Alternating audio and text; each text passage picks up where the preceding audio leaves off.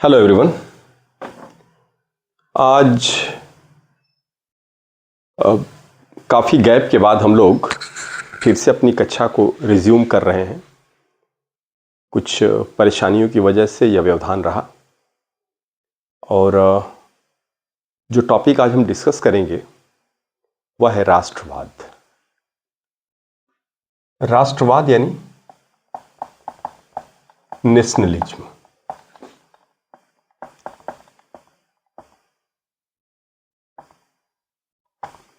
क्या है जो राष्ट्रवाद है यानी नेशनलिज्म है, वो है क्या? राष्ट्रवाद में राष्ट्र शब्द बड़ा इंपॉर्टेंट है। जो राष्ट्र है यह इसकी अंग्रेजी होती है नेशन, और ये जो नेशन शब्द है यह लैटिन भाषा के नेशियो शब्द से निकला है। नेशियो, और ये नेशियो का मतलब होता है नस्ल या जाति। तो अगर आप एक ध्यान से देखें तो एक मतलब हो गया कि जो राष्ट्र है या राष्ट्रवाद जो शब्द है इसकी उत्पत्ति नस्ल से होगी, यानी कि अगर एक नस्ल के लोग एक जगह रहते हैं तो एक राष्ट्र के रूप में एकत्रित होते हैं, और जब समान आकांक्षा लेके, समान भावना लेके, समान समर्पण लेके, समान देशभक्ति लेके जब एक समूह के रूप में अपने आगे के जीवन को प्रारंभ करते हैं तो ऐसे प्रयास को राष्ट्रवाद कहते हैं।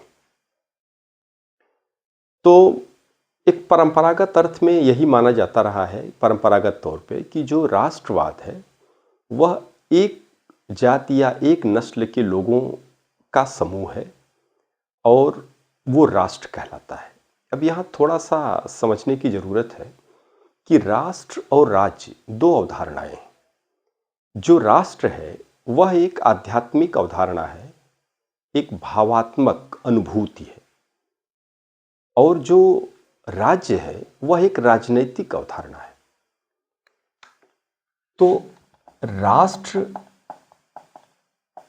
और राज्य, इन दोनों में बेसिक डिफरेंस है। कई बार हम दोनों को एक ही मान लेते हैं, ऐसा नहीं है।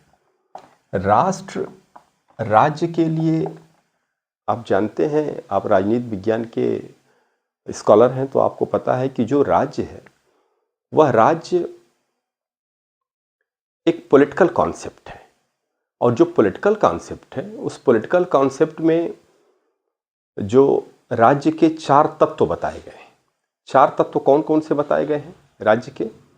वह चार तत्व ये बताए गए हैं राज्य के कि कोई भी जो इंस्टीट्यूशन है, एंटिटी है, वह राज्य तब कहलाता है जब उसमें क्या हो? संप्रभुता हो, सरकार हो, जनसंख्या हो, और एक निश्चित भूभाग हो। ये चार तत्व होते हैं तो उसे हम राज्य कहते हैं। लेकिन राष्ट्र के लिए बिल्कुल ऐसा नहीं है। इसकी आवश्यकता नहीं है, इसकी आवश्यकता नहीं है, और इसकी आवश्यकता नहीं है।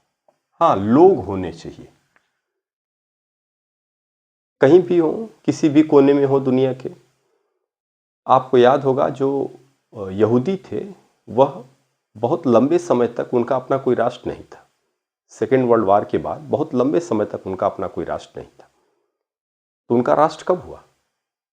जब इजराइल की स्थापना की गई, जब इजराइल बनाया गया तो उनका अपना एक राज्य हुआ। लेकिन वो यहूदी जो नेशनलिज्म था वो जिंदा था। दुनिया के किसी भी कोने में यहूदी थे, एक समान स्पिरिट से, सेम स्पिरिट से वो अनुप्राणित थे, प्रेरित थे, और इसलिए एक राष्ट्र के रूप में अपने को पाते थे। वो राष्ट्रवाद की प्रबल भावना थी, और उसी भावना का यह परिणाम है कि इजराइल एक छोटा सा देश जो चारों तरफ से शत्रुओं से घिरा हुआ है, राष्ट्र के लिए अपनी प्राण कुर्बान करने के लिए हर व्यक्ति, वहाँ का हर नागरिक तैयार रहता है। तो राष्ट्र, हमारे कहने का मतलब है कि राष्ट्र एक अनुभूति है, एक फीलिंग है, जबकि राज्य एक राजनीतिक अवधारणा है। तो राष्ट्र और राज्य में अंतर है। अब हम बात करेंगे कि जो राष्ट्र है वह राष्ट्रवाद क्या है? राष्ट्रवाद यह है, थोड़ा सा समझने की ज़रूरत है कि मैंने जैसा बताया कि जो नस्ल शब्द है, यानी कि समान जाति से ही के लोगों से ही राष्ट्र का निर्माण होता है, लेकिन यह परंपरागत अवधारणा है। आज के समय में ऐसा नहीं कह सकते, क्योंकि राष्ट्र ही बाद में राज्य का रूप प्राप्त करता है।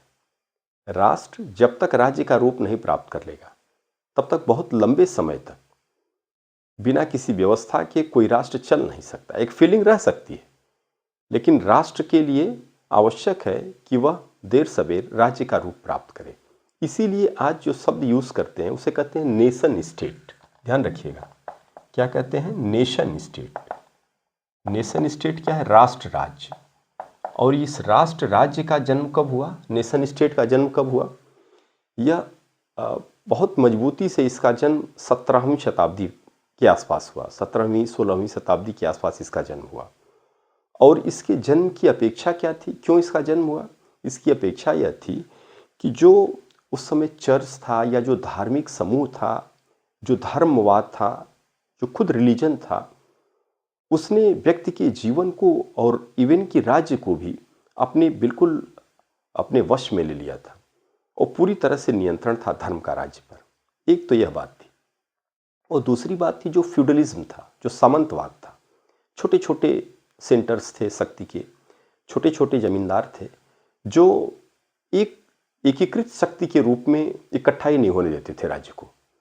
और जब एकीकृत शक्ति नहीं होती थी तो हर छोटा छोटा जमींदार एक छोटे छोटे क्षेत्र में शासन करता था और एक एकीकृत व्यवस्था के निर्माण में वह बाधक था। इन दोनों समस्याओं से निजात पाने के लिए राष्ट्रवाद का जन्म हुआ, नेशन का जन्म हुआ, नेशन स्टेट का जन्म हुआ। और इसका प्रतिपादक अगर सही मायने में आप देखें तो देखिए, पुनर्जागरण का आंदोलन तो था ही जिसने इसको जन्म दिया, और धार्मिक सुधार का आंदोलन था जिसने इसको जन्म दिया। लेकिन जो पहला विचारक है जिसको इसका श्रेय जाता है वह है मैकियावेली। मैकियावेली ने एक किताब लिखी, प्रिंस, और इसी प्रिंस में मैकियावेली ने राष्ट्र राज्य को किसी रूप में परिभाषित किया और यहाँ से राष्ट्र राज्य का उद्भव होता है। तो हमारे कहने का मतलब यह है कि राष्ट्र जो है वह परंपरागत तौर पर तो एक जाति या समूह के इकट्ठा लोगों के रूप में देखा जा सकता था, लेकिन आज के समय में जो राष्ट्र है, जिसे जो राज्य के रूप में परिवर्तित होता है, यानी कि जो राष्ट्र राज्य है, उसमें एक ही जाति के लोग नहीं हैं। अगर आप ध्यान से देखें तो दुनिया का कोई ऐसा देश नहीं है जहां एक ही जाति के या एक ही निर्जातीय उद्भव के या एक ही धर्म के या एक ही भाषा के, सामान्य तौर पर राष्ट्र के निर्माण में यही तत्व विशेष रूप से माने जाते हैं कि राष्ट्र के निर्माण में ये जो राष्ट्र है इसमें प्रमुख तत्व क्या है इसके निर्माण में? नस्ल समानता हो, जिसमें एक समान हो, नस्ल, भाषा, भौगोलिक जो भौगोलिक समानता है, सांस्कृतिक समानता है, ये सब माना जाता था कि ये मुख्य रूप से ये जो राष्ट्र के निर्माण में एक आधारभूत तत्व है। लेकिन जो आज का समय है उसमें आप कोई भी राज्य आप उठा के देख लें तो वहाँ एक ही भाषा, एक ही जाति, एक ही संप्रदाय, एक ही संस्कृति के लोग नहीं रहते हैं। आज का जो स्वरूप है वह सांस्कृतिक बहुलता का स्वरूप है। सांस्कृतिक बहुलता, और ये सांस्कृतिक बहुलता है, कल्चरल डाइवर्सिटी है। तो जो कल्चरल डाइवर्सिटी है वह दुनिया के तमाम, इवन भारत में आप देख लीजिए, भारत में 22 भाषाओं को तो संविधान में दर्जा दिया गया है। इसके अलावा तमाम छोटे छोटे अपनी अपनी संस्कृति के तमाम समूह रहते हैं। द्रविड़ हैं, आर्य हैं, मंगोलायड हैं, तमाम लोग हैं। इसके परे अगर आप देखें तो पंजाबी हैं, उड़िया हैं, मलयाली हैं, तेलुगु हैं, तमिल हैं, मतलब तमाम संस्कृतियों के लोग हैं, तमाम भाषाओं के लोग हैं। तो इनकी सबकी अपनी अपनी विविध संस्कृति है और भारत इस विविधता का एक समूह है। तो भारत एक राष्ट्र राज्य भी है।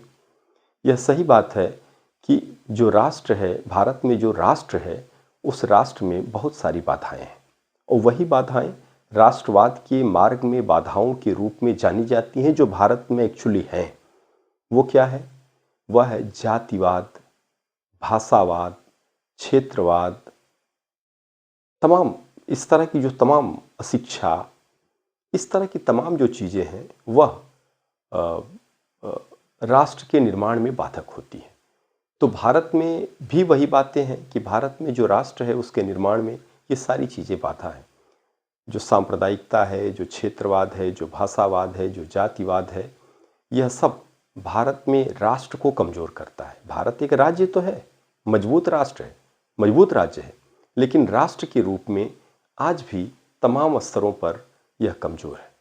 और यही कारण है कि आज भारत की अपनी एक राष्ट्रभाषा नहीं बन पाई है।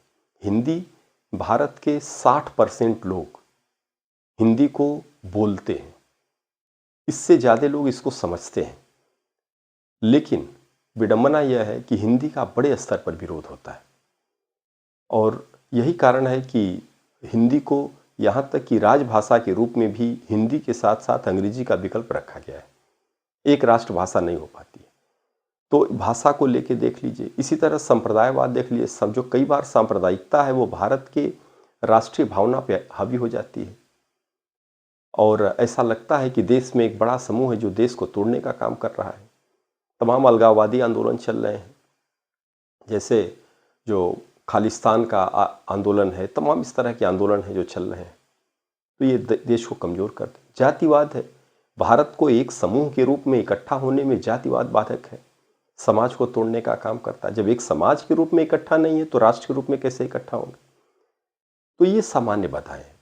जब भारत आज़ादी की लड़ाई लड़ रहा था तो संचार के साधन नहीं थे पर्याप्त, एक दूसरे से कम्युनिकेट नहीं कर पा रहे थे, इसलिए जो राजनैतिक या राष्ट्रीय चेतना है वो पैदा नहीं हो पा रही थी। तो अंग्रेज़ों के हम गुलाम थे, अंग्रेज़ों के लिए काम करते थे। लेकिन जैसे जैसे संचार के साधन बढ़े, शिक्षा बढ़ी, लोगों में कम्युनिकेशन बढ़ा, वैसे वैसे ये सब सारी समस्याओं को निजात पाते गए। एक राष्ट्रीय आंदोलन खड़ा हुआ और यह इस चेतना पर आधारित था कि हमारा अपना राष्ट्रीय आत्मनिर्णय की आज़ादी होनी चाहिए और हम किसी के गुलाम हैं, इससे हम दूर निकलेंगे। और लोगों ने आज़ादी की लड़ाई लड़ी और आज़ादी प्राप्त की। तो जो राष्ट्रवाद है वह आज के समय में, पहले राष्ट्रवाद का मतलब होता था, राष्ट्र का मतलब होता था एक नस्ल के लोग, लेकिन आज हम एक नस्ल नहीं कह सकते। आज विविध भाषाई, विविध संस्कृति, विविधताओं के लोग हैं, लेकिन एक फीलिंग होनी चाहिए और वह फीलिंग यह होनी चाहिए कि हमारा जो राष्ट्र है, हमारा जो देश है, राष्ट्र राज्य है, यह हमारी सारी बातों से ऊपर है, यह होना चाहिए। और इसके न होने में, यानी कि इसके मार्ग में जो बाधा है हमने आपको बताया, अशिक्षा, बेरोजगारी, जातिवाद, संप्रदायवाद, क्षेत्रवाद, भाषावाद, ये सब इसकी समस्याएं। तो मुझे उम्मीद है कि आपके समझ में आया होगा और अगर कहीं कोई समस्या है तो आप मुझसे पूछेंगे, मैं इसका निदान करूँगा। Thank you very much.